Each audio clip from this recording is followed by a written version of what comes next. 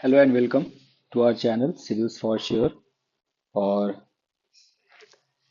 हम लोग आज डिस्कस करने वाले हैं पुष्यभूति डायनेस्टी को, या फिर आप जिसे वर्धान डायनेस्टी भी जानते हैं, जिसके बहुत ही इंपॉर्टेंट रूलर थे हर्षवर्धन। और इससे पहले हम लोग हर्षवर्धन के बारे में जानना शुरू करेंगे। अ, यहाँ पे इट्स रिटन ओवर हियर कि Harshvardhan was the last important Hindu king who ruled maximum of north India. तो हर्षवर्धन को शुरू करने के पहले, the last important Hindu king को शुरू करने के पहले हम लोग देख लेते हैं एक बार एज यूजुअल कि हम लोग लास्ट क्लास में क्या देखे थे। एक छोटा सा क्विक रिवीजन। लास्ट क्लास में हम लोग गुप्ता पीरियड के बारे में देख रहे थे, जहाँ हम लोगों ने चंद्रगुप्त फर्स्ट, समुद्रगुप्त, चंद्रगुप्त द्वितीय, कुमारगुप्त फर्स्ट जिसे विक्रमादित्य, और स्कंदगुप्त के बारे में डिस्कस किया। हमने डिफरेंट डिफरेंट सोर्सेज के बारे में डिस्कस किया। हमने देखा कि Gupta empire the golden phase of India, the golden phase of ancient India बोला जाता है। क्यों बोला जाता है? हमने देखा कि different different sections of the society के अलग अलग हिस्सों में, अलग अलग इंस्टीट्यूशंस में काफी डेवलपमेंट, काफी फ्लरिशिंग नेचर देखने के लिए मिला। फ्रॉम इंस्क्रिप्शन टू काव्य, नाटक, literature, monuments, in every field of the society there was a great great great development. The society थोड़ी सी फ्यूडलिज्म की तरफ जाने लगी थी। सोसाइटी में वुमेन का रोल को वुमेन का रोल डिग्रेड हुआ। We see this all things. हमने चंद्रगुप्त फर्स्ट के बारे में डिस्कस किया, जो कि एक्चुअल फाउंडर कहलाते थे। श्रीगुप्त के बारे में डिस्कस किया, जो फाउंडर कहलाते थे। समुद्रगुप्त के बारे में डिस्कस किया, जिनके बारे में इलाहाबाद पिलर इंस्क्रिप्शन में लिखा है, जो अश्वमेध यज्ञ करवाए थे after long being Shudras and but hard believer of Brahmanical order. और इसी कारण से शूद्र होने, sorry, being Vaishyas and hard Brahmanical order, तो वैश्य होने के बाद भी इन्होंने अश्वमेध यज्ञ फिर से शुरू करवाया था। That's why important. और अश्वमेध क्वाइंस, टाइप ऑफ क्वाइंस भी निकाला गया था। फिर हम लोग ने चंद्रगुप्त टू के बारे में डिस्कस किया था, जो वन ऑफ द बहुत पावरफुल रूलर साकास के समय पे साकास को हराए थे और साकारी का टाइटल लिए थे। ठीक है। And we discussed Kumaragupta first.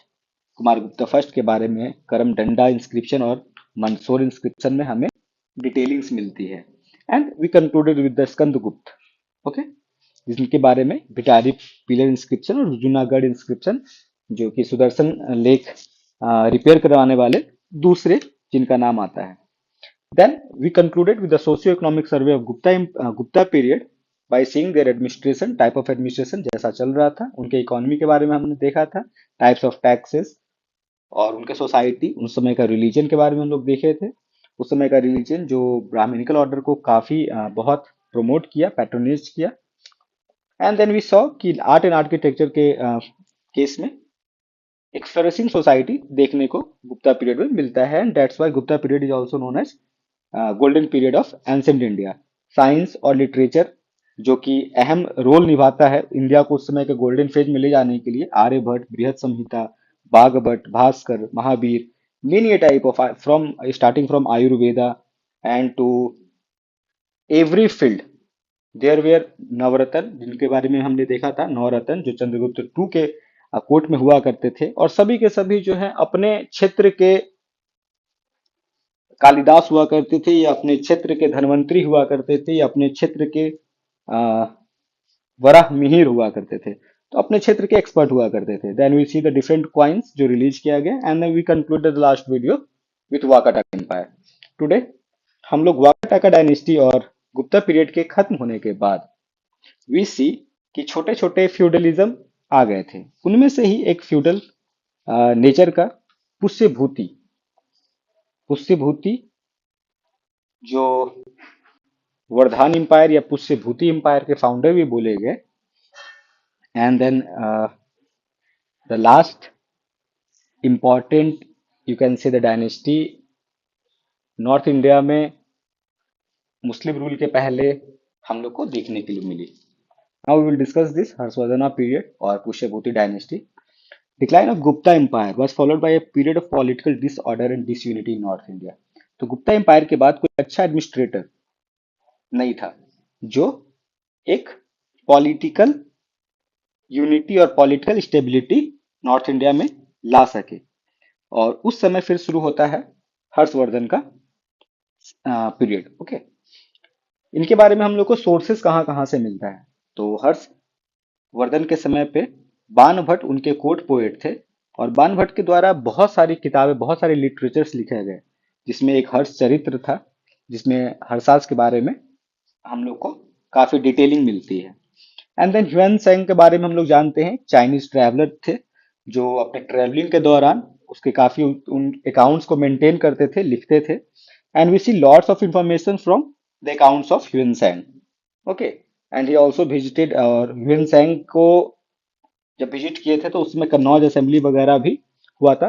दो Harshvardhan was Hindu in nature, Hindu in nature sorry, though Harshvardhan was a Hindu ruler, Hindu king, but later on, बाद में वो जो है जब नॉन वायलेंस वगैरह और काफी प्रभावित हो गए थे बौद्धिज्म से, और बौद्धिज्म से, तो लेटर ऑन वो जो है बौद्ध धर्म को अपना लिए थे। We will see that later also. Harsh Harsh uh, Harshvardhan जो है काफी, यू कैन से कि काफी इंटेलेक्चुअल भी थे। He wrote many dramas and all, तो like Ratnavali, Nagananda and Priyadarshika, they were the dramas written by Harsha's. We see many inscriptions, और उनके जो ड्रामाज और लिखे हुए हैं उसमें हम लोग काफी कुछ मिलता है उस समय के सोसाइटी के बारे में। Many inscriptions like Madhuban plate inscription, Sonpat inscription, Harshvardhan के बारे में हम लोग को जानकारी देती है। फिर बांसेखरा इंस्क्रिप्शन जो है, that is very very important. Banskhera inscription, that is very much important because that inscription contains the signature of Harsha. Okay, तो Bansekhara inscription contains the signature of Harsha, and in Madhuben and Sonpat inscription both are also related with the Harsha only. तो in total M, S and B, या BSM you can write as acronym. For B it's Bansekhara, for S it's Sonpat, and for M it's Madhuben plate inscription. Now दो जो सबसे पहले ruler बोले जाते हैं वो पुष्यभूति, बट इनके जो सबसे इंपॉर्टेंट और सबसे मेजर रूलर जो बताए जाते हैं वो हर्षवर्धन है। हर्षवर्धन के समय काफी लिटरेचर टेक्स्ट हम लोग को मिलती हैं, लेकिन उनमें बाण भट्ट और ह्यूएन सांग के टेक्स्ट को काफी इंपॉर्टेंट दर्जा दिया गया है। और बाण भट्ट और ह्यूएन सांग उस समय के सोसाइटी को बहुत अच्छे से अपने काम में दर्शाया है।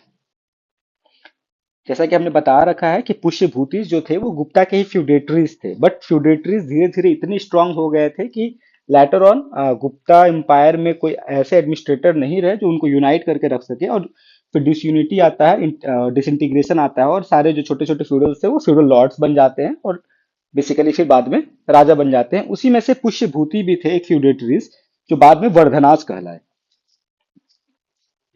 इंपॉर्टेंट रूलर पुष्यभूति डायनेस्टी के या वर्धन डायनेस्टी के सबसे पहले थे प्रभाकर वर्धन, उसके बाद थे आदित्य वर्धन, और उनके बाद जो मोस्ट इंपॉर्टेंट रूलर जो आए हर्षवर्धन। हर्षवर्धन जो थे ये लिनियज के रूप में नहीं आया था, हर्षवर्धन प्रभाकर वर्धन के बेटे थे, and not of Aditya Vardhan. Okay, तो the first ruler was Prabhakar Vardhan, then Aditya Vardhan, and then the son of Prabhakar Vardhan, who was Harshvardhan himself. Now we will discuss the reign of Harsha. Harsha के समय से, हर्षवर्धन के समय से वीसी की सोसाइटी में फ्यूडलिज्म बहुत जोर हो गया था, सामंतवाद बहुत ज्यादा हो गया था, money lender and feudal lords, इन चीजों का कॉन्सेप्ट बहुत हाई हो गया था। ओके, हर्षवर्धन जो थे पहले पहले हिंदू थे, जो कि हमने ऑलरेडी बता चुका है, और बाद में वो महायान बुद्धिज्म को एक्सेप्ट किए थे या एम्ब्रेस किए थे। ठीक है, अ, अपने रीन के दौरान हर्षवर्धन जो है अपने रीन के दौरान बहुत जगह अटैक किए थे, जैसे गरुड़ किंगडम, गौड़ा किंगडम था शशांक का, एंड देन बंगाल, बिहार, उड़ीसा, इन जगहों पे उन्होंने अपना कब्जा कर रखा था। ओके,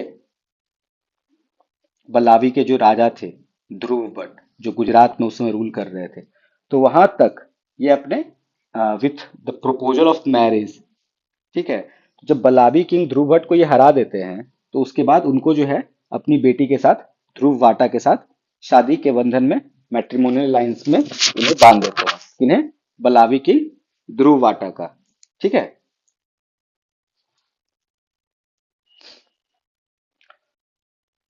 एक बहुत इंपॉर्टेंट है क्वेश्चन कि कन्नौज अपने कैपिटल को कौन लेकर गए थे। तो कन्नौज जो है अपने कैपिटल को हर्षवर्धन लेके गए थे, और उस समय से कन्नौज का इंपॉर्टेंस बहुत ज्यादा भी हो गया था। एंड वी विल सी कि कन्नौज के लिए बाद में ट्राइपाइटाइट स्ट्रगल वगैरह होता है। तो फ्रॉम नाउ ऑन ओनली कि कन्नौज का इंपॉर्टेंस भी, जो पहले मगध का और उज्जैन का जो इंपॉर्टेंस हुआ करता था, कन्नौज का इंपॉर्टेंस हर्षवर्धना के समय पे काफी ज्यादा हो जाता है एंसेंट इंडिया में। हर्षवर्धन नॉर्थ इंडिया में रूलर थे, नॉर्थ इंडिया के किंग थे, और नॉर्थ इंडिया के one of the most, you can से, कि सबसे अच्छे राजाओं में से इनकी गिनती होती थी। और इन्होंने टाइटल लिया था उत्तर उत्तर पथनाथ का और उत्तर पथ पति का, ठीक है। तो उत्तर पथ बेसिकली नॉर्थ इंडिया, उत्तर पथनाथ मतलब उत्तर पथ के भगवान हर्षवर्धन, या उत्तर पथ पति। तो इन दोनों का टाइटल हर्षवर्धन के द्वारा लिया गया था।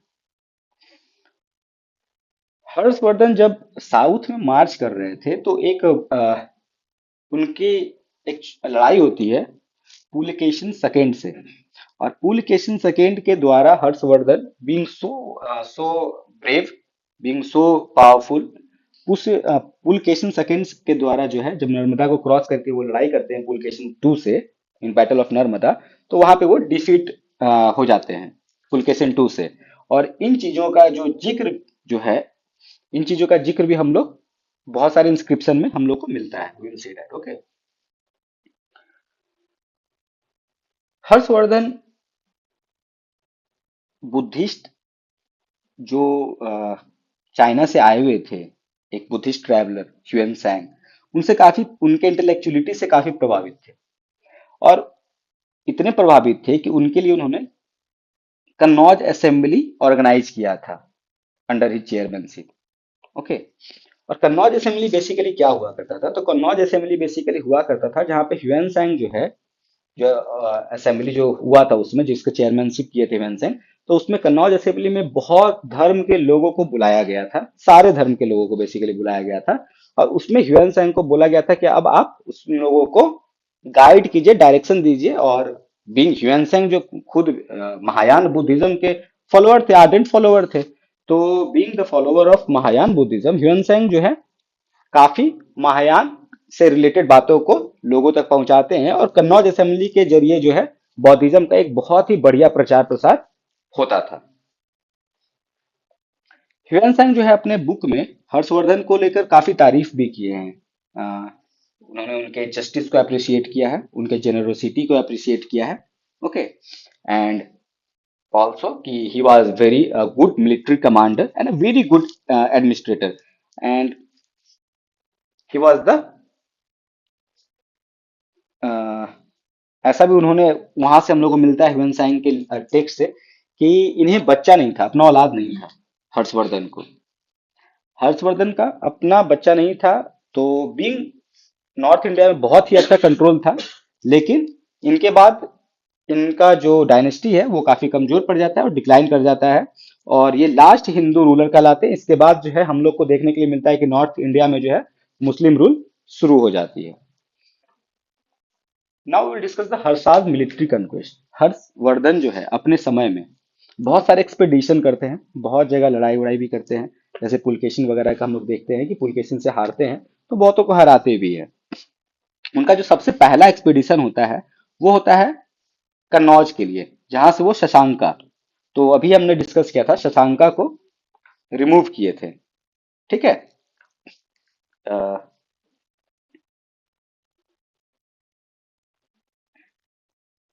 सॉरी।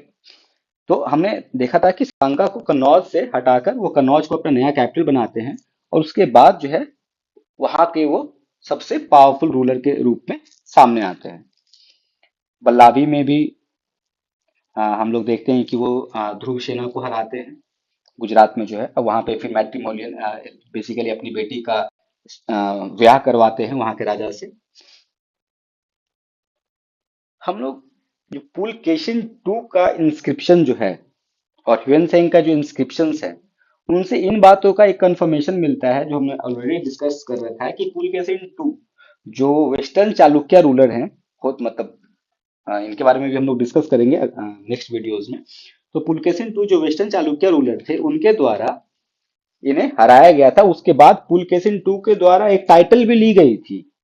वो टाइटल क्या था? परमेश्वर का। तो पुलकेशिन टू जब हर्षवर्धन को हरा देते हैं उसके बाद वो एक टाइटल लेते हैं। उस टाइटल को क्या बोलते हैं, मतलब बेसिकली क्या कौन सा टाइटल लेते हैं? तो ही सेट हिमसेल्फ परमेश्वर। ओके। एक बहुत अच्छी एक इंपॉर्टेंट इंफॉर्मेशन, हर्षवर्धन के समय पे नेपाल ने भी हर्षवर्धन का ओवरलॉर्डशिप को स्वीकार किया था। This is very very important. ठीक है। तो नेपाल पे भी हर्षवर्धन का ओवरलॉर्डशिप था। मीन्स ओवरलॉर्डशिप मतलब वहां के राजा जो है इनको राजा मानते थे, sort of this type of thing. Harsh का कंट्रोल कश्मीर तक भी था। And he had very cordial relation in east of the, or you can say north east of the India, like in Assam. Okay, Assam के जो राजा थे उस समय, भास्कर बर्मन, उनके साथ भी इनका अच्छा कोर्डियल रिलेशन हुआ करता था। हर्षवर्धन का जो हाँ, जितनी इंफॉर्मेशन मिलती है उसमें इनका सबसे जो लास्ट मिलिट्री कैंपेन था वो था उड़ीसा के कलिंग में। ओके। उसके बाद ये जो है फिर जिनके इनके जितने भी मिलिट्री कैंपेन जो रहते हैं मेजरली, तो मोस्ट ऑफ द प्लेस पे ये काफी नॉन वायलेंस वाला तरीके से ये अपनाने लगते हैं। लेटर ऑन जब ये बुद्धिज्म या महायान बुद्धिज्म को फॉलो कर लेते हैं उसके बाद इनके रीजन में Rajasthan, Punjab, Uttar Pradesh, Bihar, Orissa, from western border of India to eastern border of India, Harshvardhan का एम्पायर काफी लंबा फैला हुआ था। It also went in the north up to Kashmir, Sindh, and in the south up to Vallabi and Kamarupa. तो they all acknowledge his sovereignty. हाँ, दो चीज, कश्मीर, सिंध, वल्लाभी और कामरूपा जो था इनका सोवर्निटी एक्सेप्ट किया था। बट इनके डायरेक्ट कंट्रोल में राजस्थान, पंजाब, यूपी और बिहार, उड़ीसा वाला एरिया था। Will see from here. एक बार हम लोग मैप को देखते हैं तो ये जो यूपी का एरिया, थोड़ा सा राजस्थान का एरिया, बिहार झारखंड वाला एरिया, थोड़ा असम का एरिया और आ, थोड़ा सा नॉर्थ इंडिया का एरिया जो दिल्ली वाला एरिया, पंजाब वाला एरिया, इन जगहों पे हर्षवर्धन का डायरेक्ट रूल था। लेकिन ये जो नेपाल वाला एरिया है, ये कश्मीर वाला एरिया है, ये गुजरात वाला वल्लाभी वाला एरिया है, ये वाला जो एरिया है, इन जगहों पे उनका सोवर्निटी एक्सेप्ट किया गया था, एक्नॉलेज किया गया था, उनके ओवरलॉर्डशिप को मान लिया गया था। ठीक है। Now Harsha's and Buddhism. तो हमने बात किया था कि हर्षवर्धन जो है शुरू में तो वो हिंदू किंग थे, बट लेटर ऑन वो बुद्धिज्म में कन्वर्ट हो जाते हैं और वो अ, महायान या हीनयान बुद्धिज्म को फॉलो करते हैं। तो he was ardent Hinayana Buddhist. मतलब बुद्धिज्म का दो ये है, Mahayana and actually it's written over here and it is a bit misleading. He became an ardent Hinayana Buddhist and then it's written कि Huyen Tsang converted him into Mahayana Buddhism. तो यहाँ पे तो इनको हीनयान और महायान दोनों दर्शा दिया गया है। बट जैसा कि हम लोग जानते हैं कि ये ह्यूएन सांग को बहुत ही ज्यादा अप्रिशिएट करते थे, उनके विचारों को बहुत अप्रिशिएट करते थे, उनके द्वारा ये कन्वर्ट कराए गए थे। ह्यूएन सांग जो कि खुद ही महायान सेक्ट से थे, इसलिए हर्षवर्धन भी महायान बुद्धिज्म को अपनाए थे। हर्षवर्धन अपने किंगडम में जानवर एनिमल फूड का सख्त मनाही किए हुए थे। मतलब माछ, मछली और मटन, कबाब, इन चीजों का रीति रिवाज नहीं था। इन चीजों को बैन की गई थी सोसाइटी में। हमारे योगी बाबा थे वो। He erected thousands of monasteries and stupa. Okay. तो बहुत सारी मोनास्ट्रीज और स्तूपा देखने के लिए मिलती है इनके जगह, इनके समय पे। और अधिकतर मतलब बहुत सारे मोनास्ट्रीज और चैरियल्स वगैरह भी इनके द्वारा बनाया गया था।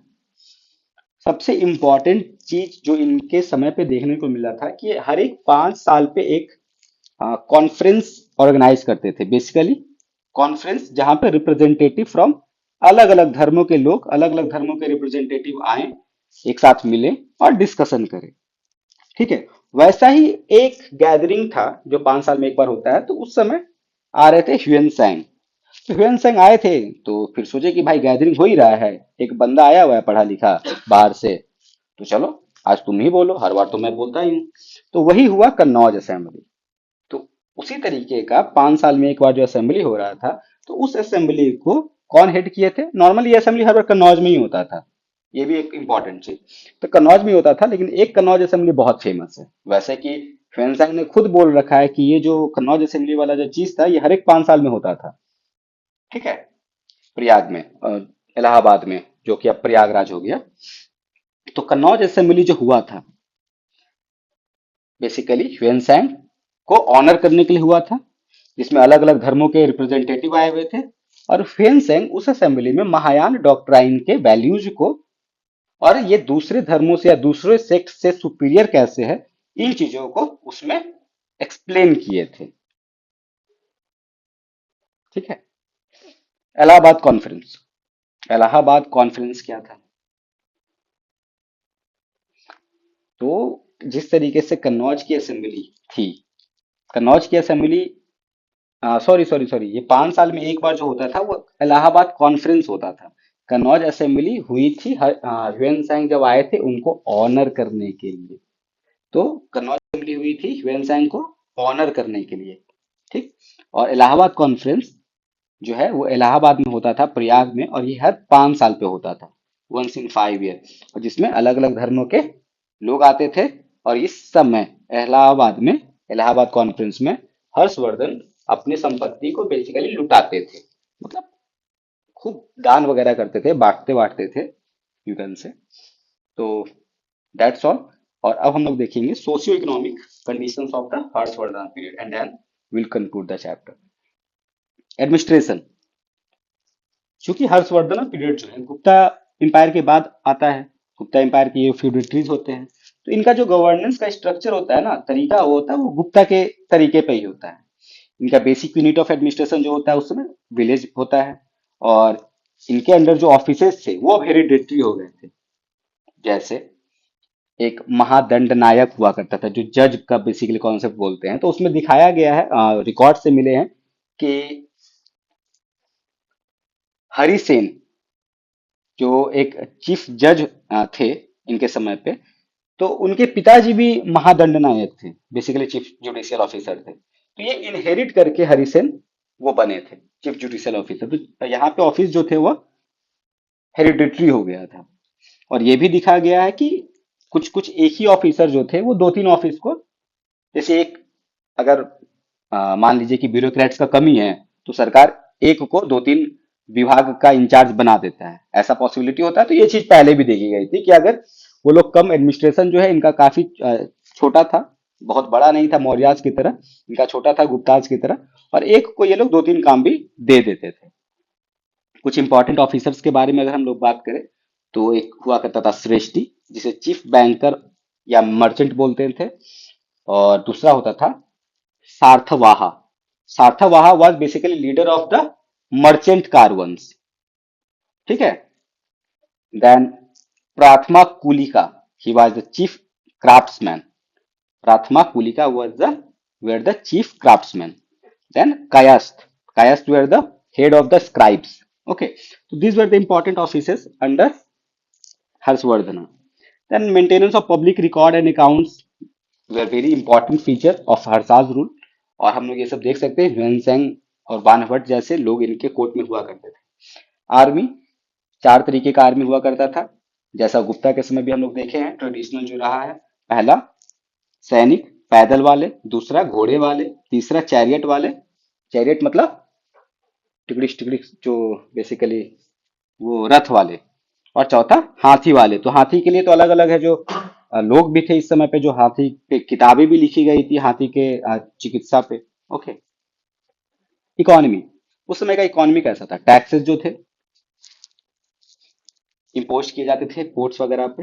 इनकम थी माइन से, माइंस वगैरह, और या फिर आप कह सकते हो कि माइनिंग वगैरह प्रिवेलिंग थी। वसल्स, जिनके पास बहुत बड़ी बड़ी जमीन वगैरह हुआ करते थे, वसल्स उन्हें बोलते हैं, जिनके पास बहुत बड़ी बड़ी जमीन होती है। तो वसल्स के द्वारा ट्रिब्यूट्स मिलता था राजा को और रेवेन्यू मिलता था, तो this were the source of revenue. उसके बाद जितना भी प्रोड्यूस होता था उसका 1/6 जो बाली टैक्स हम लोग शुरू से जानते हैं, तो 1/6 ऑफ द प्रोड्यूस ये एज ए टैक्स जमा करना होता था। और हम लोग देखते हैं कि हर्षवर्धन के समय पे, आफ्टर गुप्ता, वैसे भी गुप्ता एम्पायर के बाद हमारी सोसाइटी डिक्लाइन हुई थी, commerce, economy and commerce decline हुआ था, तो गुप्ता फेज में भी हम लोग देखते हैं कि इकोनॉमी डिक्लाइन हुई थी। और सेल्फ सफिशिएंट इकोनॉमी उस समय देखने को, या विलेज के स्तर पर सेल्फ सफिशिएंट इकोनॉमी वाला जो कॉन्सेप्ट है, विलेज वाला, विलेज रिकवरी वाला, तो ये वाला चीज हर्षवर्धन के समय से हम लोग को देखने को मिलता है। Now society, how was the society. Hiuen Singh अपने बुक्स में मेंशन किए हैं कि उस समय जो है इंडियन सोसाइटी में कास्ट था, सब कास्ट था, अनटचेबल्स था और आउटकास्ट था।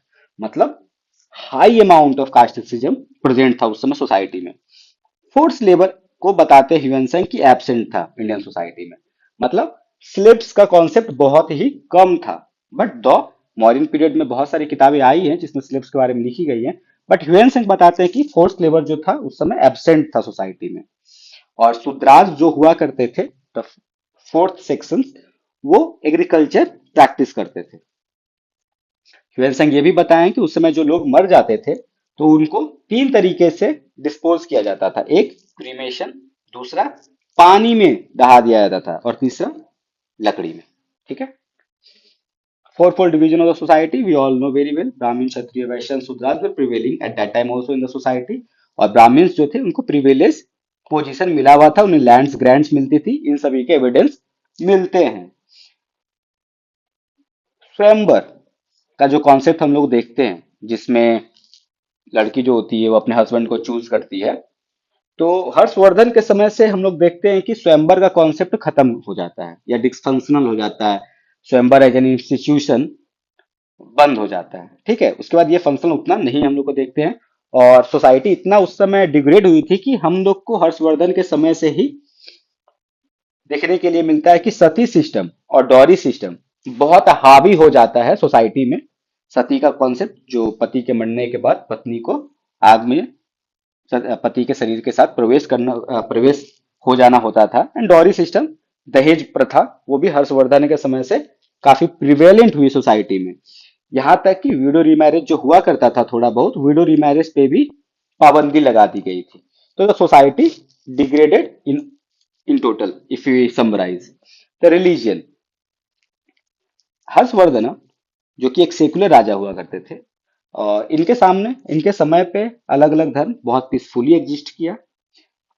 हाँ, शुरुआत में हर्षवर्धन खुद शिव के भक्त थे, बहुत बड़े भक्त थे शिव के, बट धीरे धीरे वो बाद में जो है वो महायान बुद्धिज्म में कन्वर्ट हो जाते हैं। ठीक है। इन्होंने हर्षवर्धन ह्यूएन सांग के रिकॉग्निशन में, ह्यूएन सांग को के ऑनर में जो है ये कन्नौज असेंबली करवाए थे, और ह्यूएन सांग के अनुसार जो है ये इलाहाबाद कॉन्फ्रेंस हर एक 5 साल पे करवाते थे। ठीक है। आर्ट एंड कल्चर,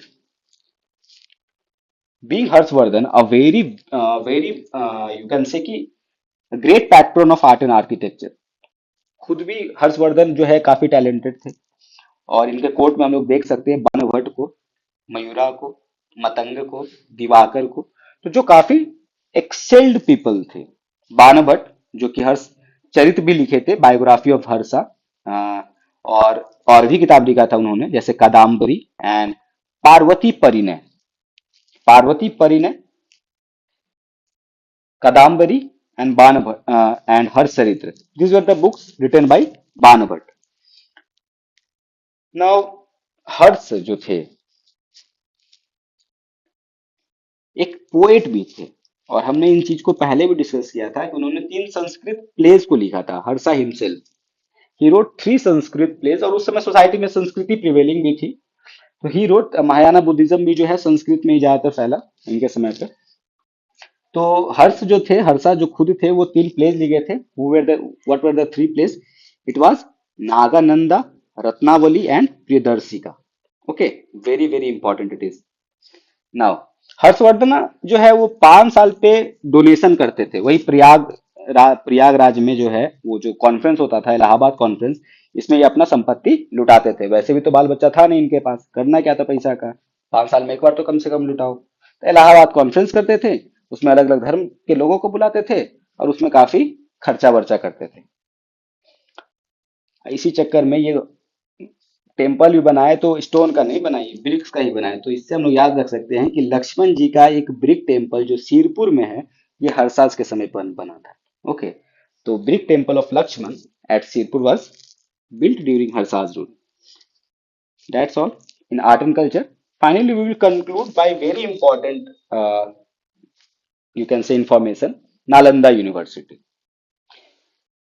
उस समय दो यूनिवर्सिटी बहुत फेमस थे, महायान बुद्धिज्म का नालंदा यूनिवर्सिटी और हीनयान बुद्धिज्म का बल्लाभी यूनिवर्सिटी, यूनिवर्सिटी ऑफ बल्लाभी, गुजरात वाला। ठीक है, तो ये दोनों एरिया जो था, कहीं ना कहीं हर्षवर्धन के अंडर भी था, बल्लाभी से भी जीत गए थे वो, और नालंदा तो था ही उनका।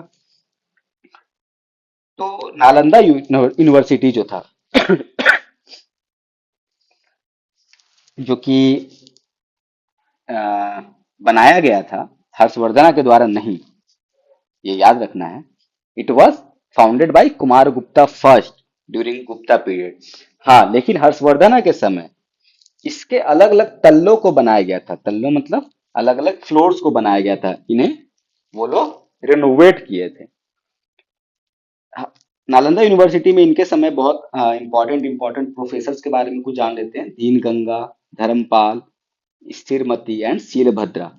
धर्मपाल जो कि बाद में हेड भी बने थे नालंदा यूनिवर्सिटी के। एंड नालंदा यूनिवर्सिटी के बारे में एक बहुत इंपॉर्टेंट बात यह है कि ये था महायान बुद्धिज्म से related.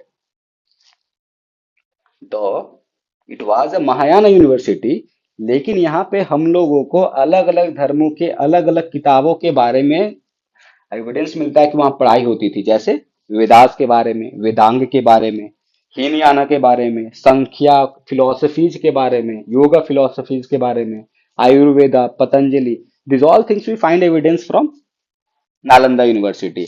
And last, to conclude, Nalanda university में जो पढ़ाई होती थी, एटलीस्ट हर के पूरे टेन्योर में वहां पे संस्कृत मीडियम में पढ़ाई दी जाती थी या शिक्षा दी जाती थी। तो this is all for this lecture, for this video. हमने खत्म किया, हम कंप्लीट किया हमने भूति डायनेस्टी को, जिसे वर्धाना डायनेस्टी भी बोलते हैं, उसके बहुत इंपॉर्टेंट रूलर जो कि थे हर्षवर्धन, इनके बारे में हमने कंप्रिहेंसिवली डिस्कस किया। And then in the next chapter we will discuss Sangam age, the history of south India, and we see different rulers of south India. ठीक है, that's all for today. Thank you for your patience hearing. Do like, share, and subscribe you if you find this video helpful. Thank you.